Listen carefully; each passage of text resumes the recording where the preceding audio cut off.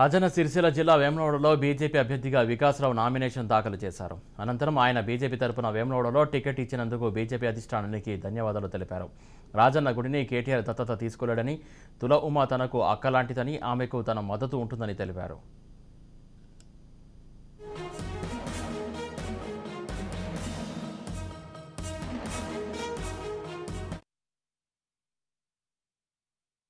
Party నాకు వేములవాడ నియోజకవర్గం నుంచి పోటీ చేసేందుకు బీఫామ్ ఇవ్వడం జరిగింది.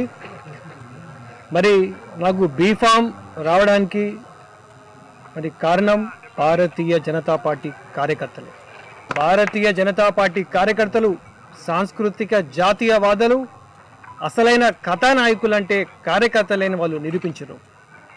ఎందుకంటే వారు శాంతియుతంగా నాకు టికెట్ రావాలని బీజేపీ రాష్ట్ర కేంద్ర అధిష్టానానికి వారు దరఖాస్తు పెట్టుకున్నారు.